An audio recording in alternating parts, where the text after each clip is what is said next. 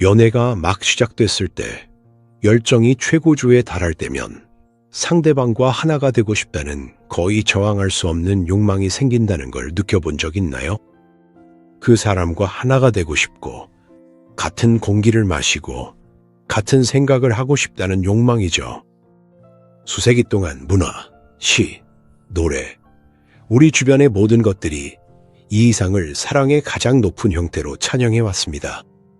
하지만 만약 제가 바로 그 열망, 99%의 여성들이 가장 소중하게 여기는 이 꿈이야말로 근본적인 실수이며 관계를 강화시키는 것이 아니라 서서히 매력과 관계, 그리고 무엇보다도 당신 자신을 죽이는 조용한 독이라고 말한다면 어떨까요? 이건 과장이 아닙니다. 이건 냉소도 아닙니다. 이건 대부분의 사람들이 너무 늦을 때까지 외면하는 냉혹한 심리적 진실입니다. 왜냐하면 여성이 이 융합의 길을 걷기 시작할 때 그녀는 자신이 연인의 영혼으로 가는 다리를 놓고 있다고 생각하지만 실제로는 자신의 신전을 벽돌 하나하나씩 허물고 있는 것이기 때문입니다.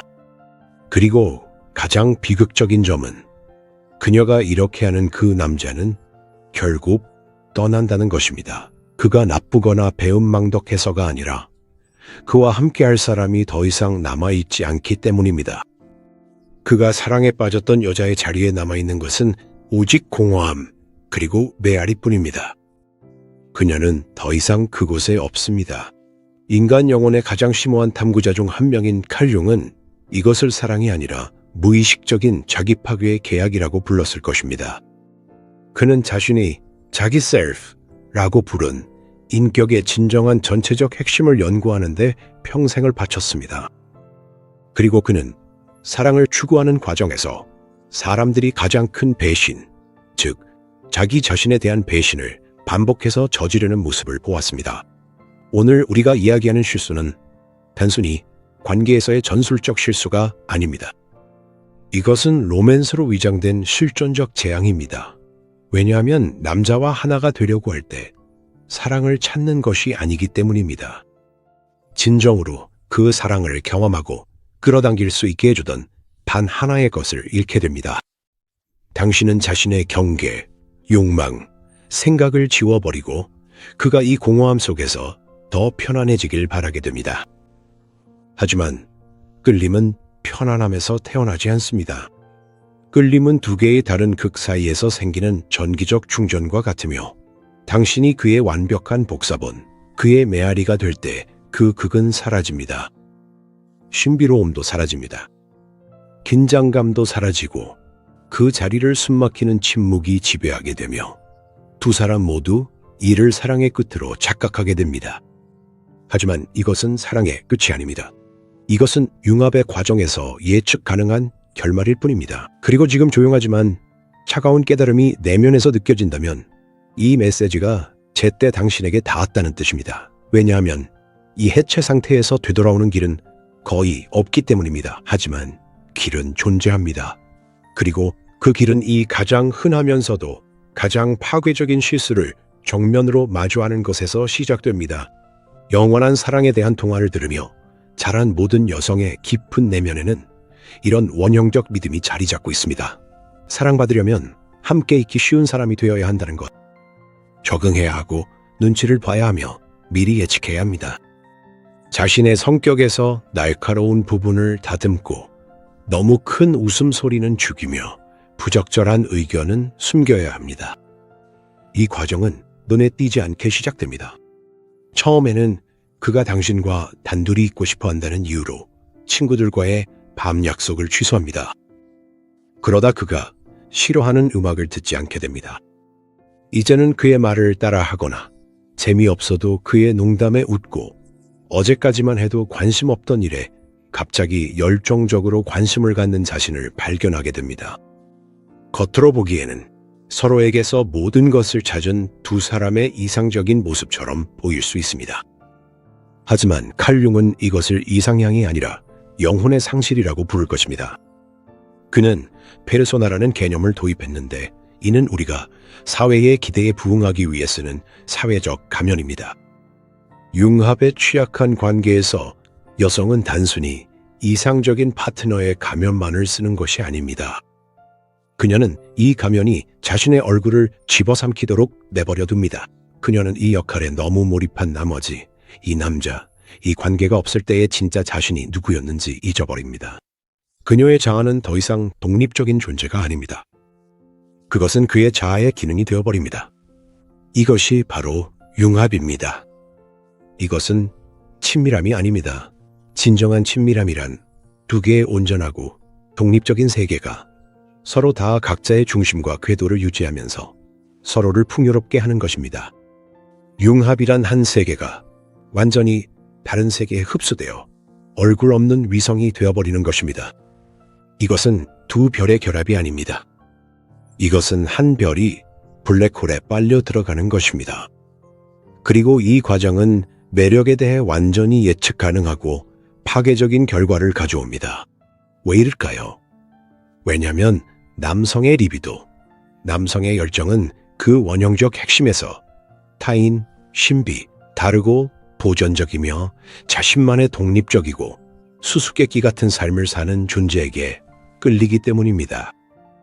융은 아니마의 투사, 즉 모든 남성의 영혼에 존재하는 무의식적인 여성상에 대해 이야기했습니다.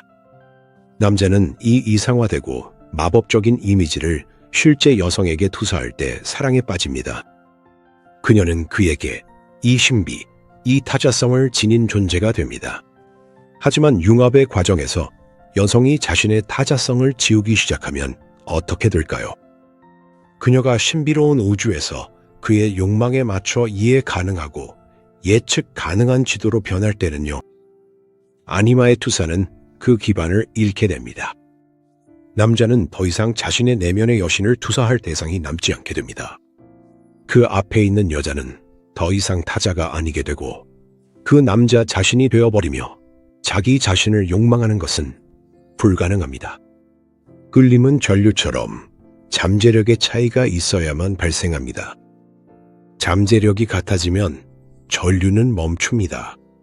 그는 그녀를 바라보며 한때 자신 안에 불을 지폈던 그 사람이 아니라 자신의 반영을 보게 됩니다. 그리고 이 반영이 그를 짜증나게 하기 시작합니다. 그는 그 이유를 설명할 수 없습니다. 지루함, 답답함, 설명할 수 없는 거리두고 싶은 욕구를 느낍니다. 심지어 그녀를 탓하기 시작할 수도 있습니다. 너 변했어. 너의 불꽃을 잃었어. 그리고 가장 잔인한 점은 그가 맞다는 것입니다. 불꽃은 꺼졌습니다. 하지만 그녀가 그것을 껐기 때문이 아니라 그녀가 자신의 모든 산소를 그에게 주었기 때문에 그녀 자신의 불꽃은 더 이상 숨 쉴 것이 남지 않았기 때문입니다. 그녀는 융합이 최고의 사랑의 행위라고 생각하며 실수를 저질렀지만 실제로 그것은 끌림을 죽이는 행위였습니다. 그녀는 그를 위해 모든 것이 되려고 너무 애썼고 결국 아무것도 아닌 존재가 되어버렸습니다. 그리고 이 비극은 매일 수백만 번씩 반복됩니다. 사랑이 싸움이 아니라 완전하고 최종적인 융합에서 비롯된 침묵으로 인해 죽어버린 집안에 닫힌 문 뒤에서 말이죠. 하지만 끌림의 파괴는 이 재앙의 외부, 눈에 보이는 부분에 불과합니다. 융합의 과정에서 한 여성의 내면에서 일어나는 일은 훨씬 더 무섭습니다. 그것은 자신을 천천히 체계적으로 파괴하는 과정입니다. 칼 융은 인간 삶의 가장 중요한 과업이 개별화의 과정이라고 주장했습니다. 즉, 자기 자신이 되고 자신의 온전함을 이루는 것입니다. 개별화는 우리 안의 모든 부분, 밝은 면과 어두운 면 모두를 인정하고 통합하는 것을 요구합니다. 그렇다면 여성이 융합의 길에 들어섰을 때 무엇을 하게 될까요? 그녀는 정반대의 행동을 합니다. 그녀는 자신의 파트너가 싫어할 것 같은 성격의 일부를 잘라내기 시작합니다. 그녀는 다툼을 피하기 위해 자신의 의견을 억누릅니다. 그녀는 자신의 꿈이 그의 계획에 맞지 않으면 묻어버립니다. 감정, 짜증, 슬픔, 분노를 무시합니다. 착한 여자와 이상적인 파트너는 그런 감정을 느껴서는 안 된다고 생각하기 때문입니다. 이렇게 잘라낸 부분들은 모두 어디로 갈까요? 그것들은 사라지지 않습니다. 융은 이처럼 거부된 것들의 저장소에 아주 정확한 이름을 붙였습니다. 바로 그림자입니다. 그림자는 우리의 개인적 무의식으로 우리가 자신 안에서 받아들이지 못하는 모든 것들이 버려지는 곳입니다. 여성이 파트너와 더 많이 융합할수록 그녀의 그림자는 더 크고 무거워집니다. 이 그림자에는 표현되지 않은 원망, 억눌린 분노, 잊혀진 취미, 실현되지 못한 재능들이 쌓이지만 그뿐만이 아닙니다. 남자가 더 단순한 여성을 선호한다면 그녀의 지성도 그림자 속으로 들어갑니다. 그가 그녀를 오직 가정주부로만 보고 싶어 한다면 그녀의 커리어에 대한 야망도 그림자 속으로 들어갑니다. 그가 그녀의 크고 전염성 있는 웃음을 여성스럽지 않다고 생각한다면 그 웃음도 그림자 속으로 들어갑니다. 슬퍼할 권리, 약해질 권리, 불완전할 권리도 그림자 속으로 들어갑니다. 그녀는 감정적으로 절단된 사람이 되어 온전한 처군 힘을 다해 애쓰게 됩니다. 그리고 이 그림자는 영원히 침묵하지 않습니다. 처음에는 설명할 수 없는 우울감, 무기력, 내면의 공허함 같은 형태로 현실 속으로 스며들기 시작합니다. 겉으로는 모든 것이 괜찮아 보여도 말이죠. 여성은 사랑하는 남자의 품에 안겨 있으면서도 끝없이 외로움을 느낄 수 있습니다. 이것은 역설이 아닙니다. 그것은 바로 그녀 자신, 그림자 감옥에서 울부짖는 그녀의 영혼입니다.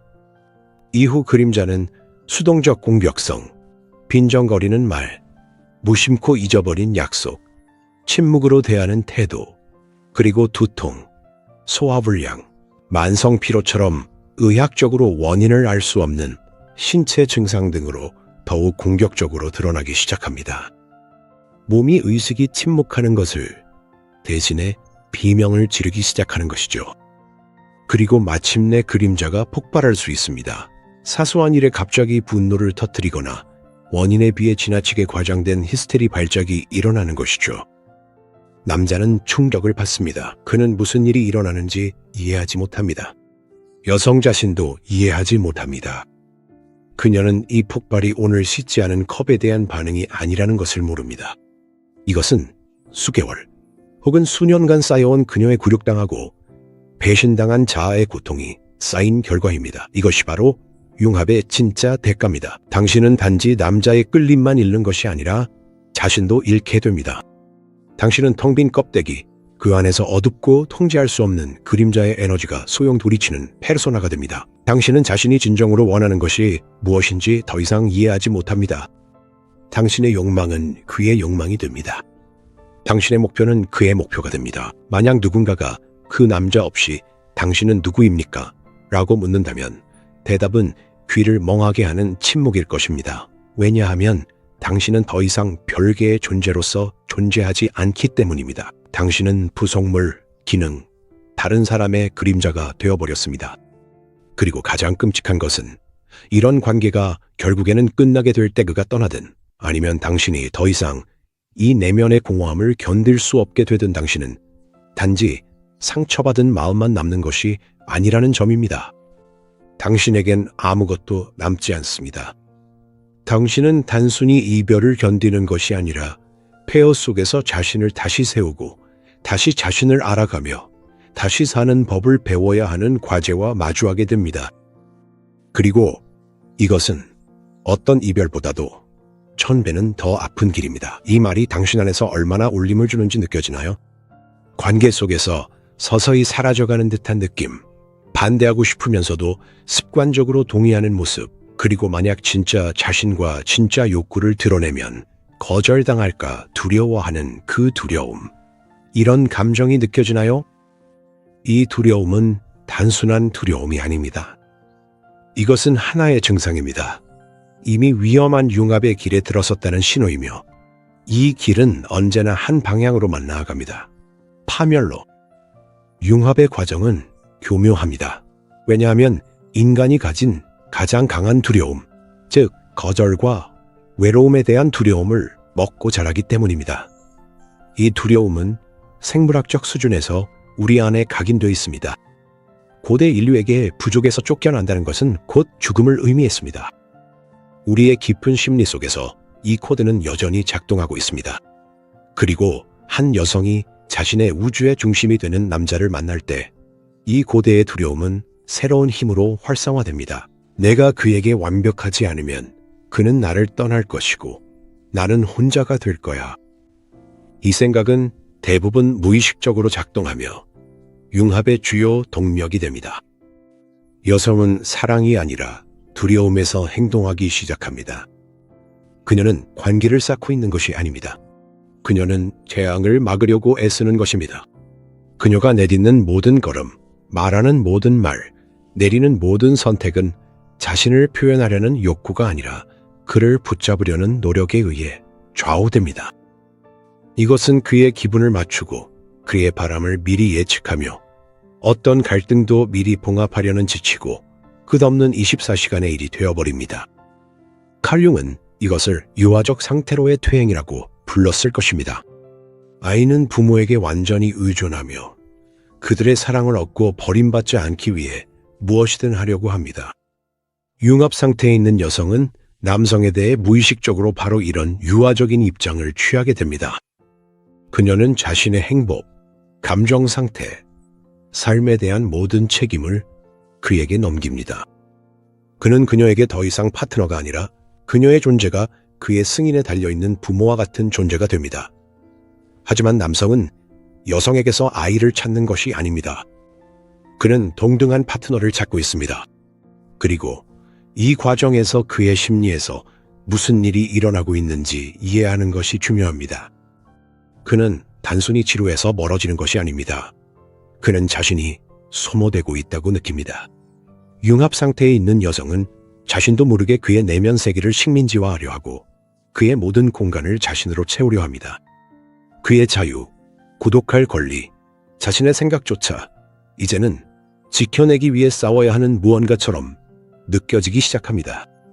관계는 안식처에서 자율성을 위한 전쟁터로 변하게 됩니다. 그는 혼자 있고 싶어 하거나 친구가 있거나 자신의 관심사가 항상 그녀와 일치하지 않는 것에 대해 책임감뿐만 아니라 죄책감까지 느끼기 시작합니다.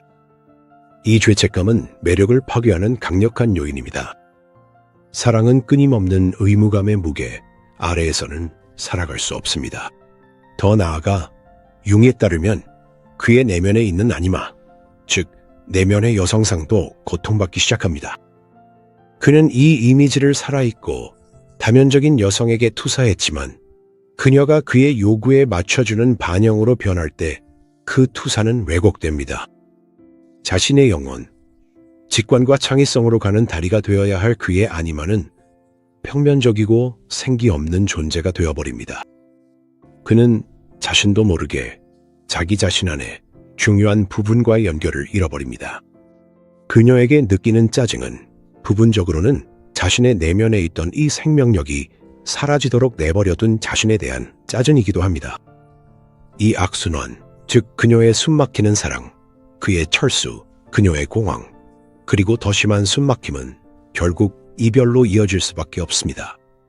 그리고 그 일이 일어나면 그녀는 폐허 속에 남겨진 채 단 하나의 질문만을 남깁니다.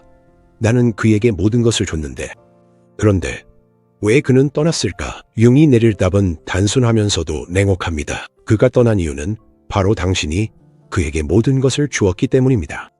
남자는 빈 공간을 사랑할 수 없습니다. 자신의 메아리를 욕망할 수는 없습니다. 그는 온전하고 독립적이며 자신만의 세계를 가진 여성에게 사랑에 빠졌습니다. 그리고 그녀가 그를 붙잡으려는 시도로 그 세계를 파괴했을 때 그녀는 그의 사랑의 대상도 함께 파괴해버린 것입니다.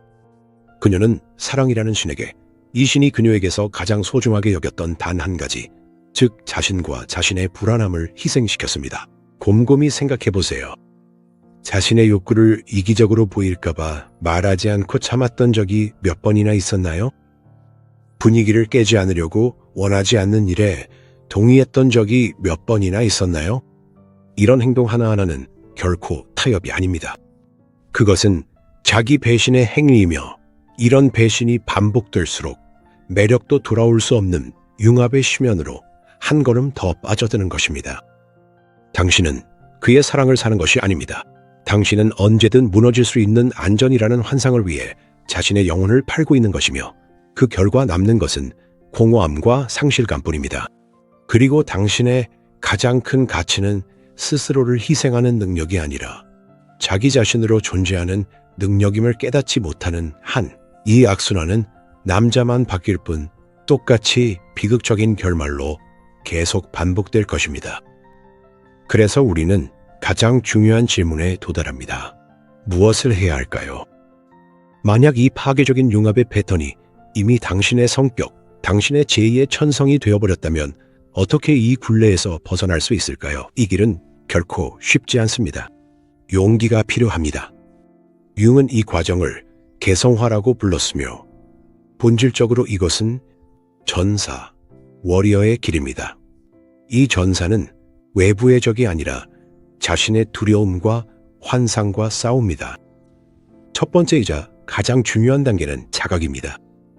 문제가 있다는 사실을 인정해야 합니다. 자기 기만 없이 솔직하게 인정해야 합니다. 그래, 나는 융합에 쉽게 빠진다. 그래, 나는 관계 속에서 나 자신을 잃는다. 그래, 나는 사랑이 아니라 두려움에서 행동한다. 이렇게 인정하는 것만으로도 이미 절반은 이긴 셈입니다. 왜냐하면 무의식적인 패턴을 의식의 빛 아래로 끌어내기 때문입니다. 그리고 의식의 빛에 비춰진 것은 더 이상 우리를 완전히 지배할 수 없습니다. 두 번째 단계는 자신의 경계를 되찾는 것입니다. 경계란 당신을 파트너와 분리시키는 벽이 아닙니다. 경계는 당신의 영혼을 감싸는 막으로 당신이 끝나고 다른 사람이 시작되는 지점을 정의합니다. 경계를 회복하는 과정은 고통스럽지만 꼭 필요한 일입니다. 작은 것부터 시작하세요. 거절하는 법을 배우세요. 아니, 오늘은 안 돼. 내 계획이 있어. 아니, 그건 관심 없어. 아니, 그건 동의하지 않아.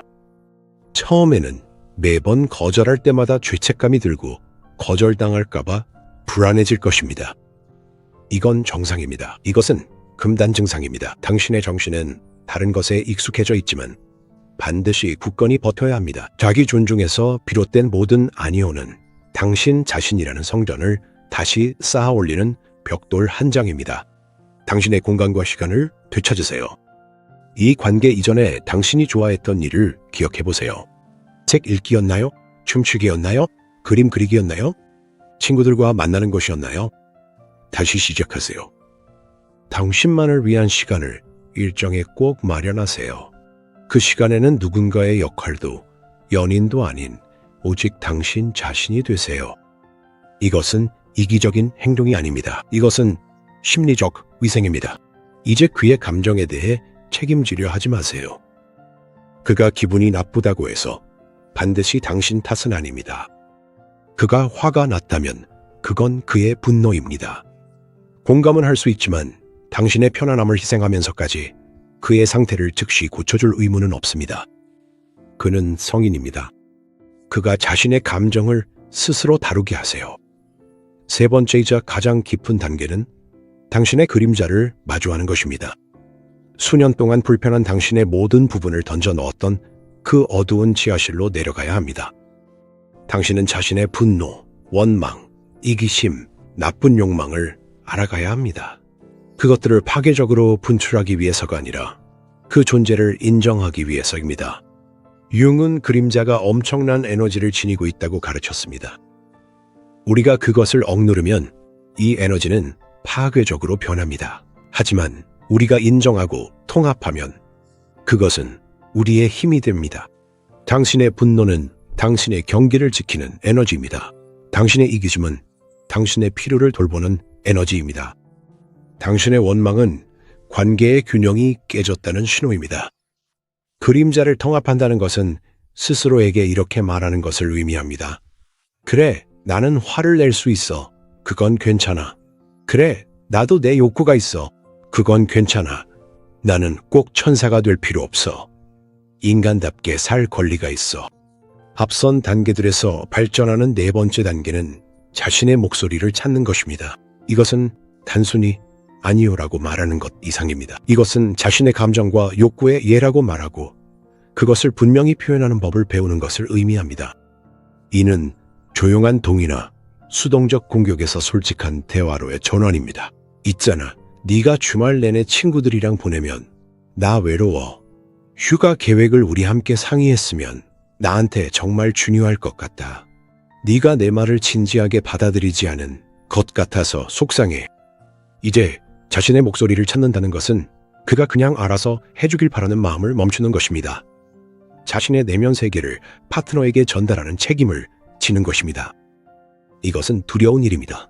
왜냐하면 자신을 취약하게 만들기 때문이죠. 하지만 이것이야말로 진정한 친밀감을 만들어내는 취약함이며 융합의 가짜 안전감과는 다릅니다. 당신의 목소리는 당신 자신을 드러내는 도구입니다. 그 목소리가 침묵하는 한 당신은 그저 그림자에 불과합니다. 그 목소리가 말을 하기 시작할 때 비로소 당신이 현실에 드러나기 시작합니다. 이 길에는 저항이 따를 것입니다. 그것도 내면에서만이 아닙니다. 당신의 파트너는 그동안의 융합에 익숙해져 있기 때문에 불만을 가질 수도 있습니다. 그는 당신이 이기적이거나 멀어진 것 같다고 비난할 수도 있습니다. 그는 예전으로 돌아가자며 죄책감을 자극해 당신을 조종하려 할 수도 있습니다. 바로 이때가 진정한 용기가 필요한 순간이며 이것이 바로 진실의 순간입니다. 만약 남자가 진정으로 당신을 사랑한다면 처음에는 다소 불편함을 느낄지라도 곧 당신의 새로운 온전함을 존중하기 시작할 것입니다. 그는 자기 곁에 흥미롭고 독립적인 한 사람이 다시 나타난 것을 보게 될 것이고 바로 그가 한때 사랑에 빠졌던 그 사람임을 깨달을 것입니다. 그러면 매력은 이전과는 비교할 수 없는 새로운 힘으로 불붙을 수 있습니다. 이제는 어떤 역할이 아니라 한 사람 자체에게 끌리게 되는 것이기 때문입니다.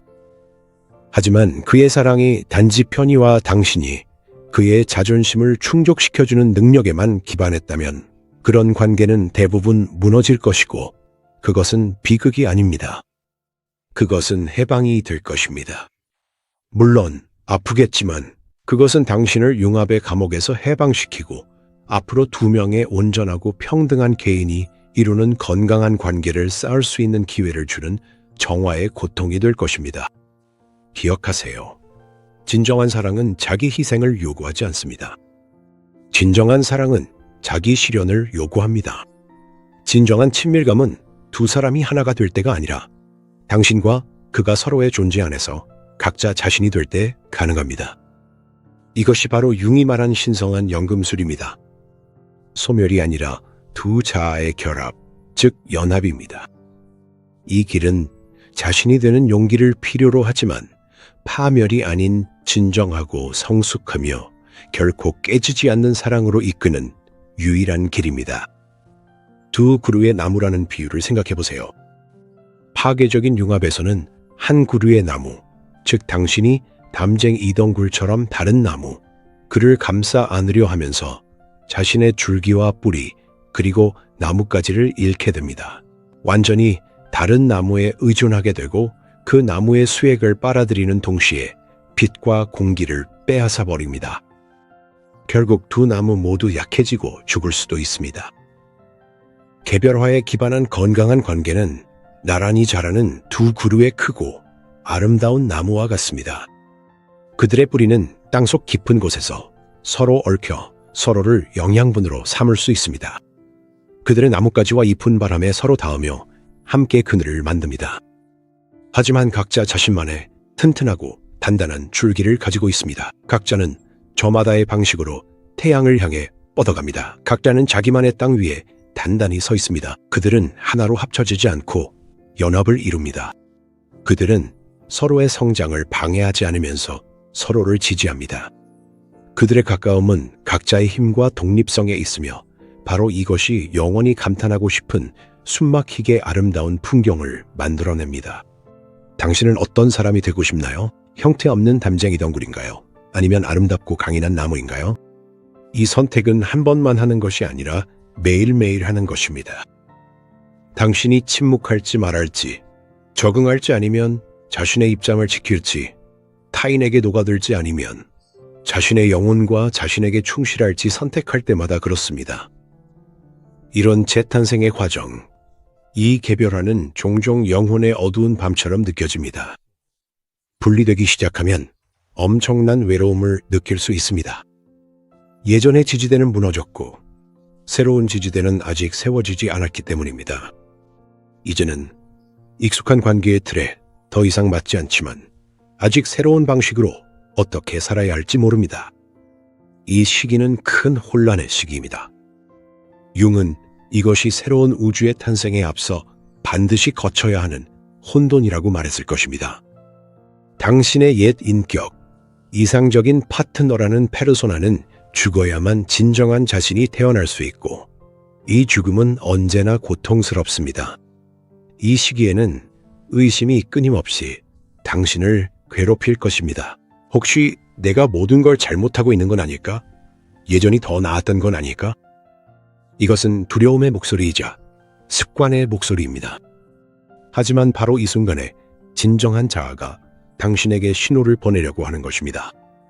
어쩌면 당신은 당신의 질문에 답해주는 책을 우연히 발견할 수도 있고 비슷한 경험을 나누는 사람을 만날 수도 있으며 어쩌면 지금 이 영상을 보고 있을 수도 있습니다.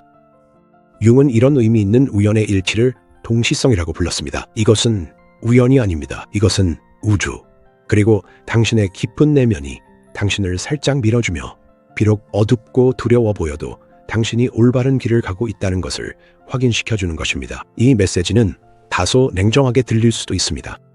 가장 달콤한 낭만적 환상을 산산이 부수지만 그 안에는 해방이 담겨 있습니다. 융합의 실수를 인식함으로써 당신은 하나의 열쇠를 얻게 됩니다. 이 열쇠는 단순히 관계를 구하는 것뿐만 아니라 당신 자신을 구하는 열쇠이기도 합니다. 당신은 더 이상 메아리로만 존재하지 않고 마침내 자신만의 독특하고 아름다운 목소리를 찾을 기회를 얻게 됩니다. 그리고 이 말들이 당신에게 울림을 주었다면, 오래된 상처를 건드렸거나 새로운 희망을 불러일으켰다면 그것은 당신의 자아가 깨어날 준비가 되었다는 뜻입니다. 그 자아는 더 이상 그림자 속에 머무는 것에 지쳤습니다. 그것은 살아가기를 원하고 당신은 그것이 그렇게 할 수 있도록 도와야 할 의무가 있습니다. 내일로 미루지 마세요. 오늘은 작은 아니요 한 번, 오직 자신만을 위한 한 시간, 그리고 자신의 그림자를 정직하게 바라보는 것에서 시작하세요. 개별화의 길은 단거리 경주가 아니라 마라톤입니다.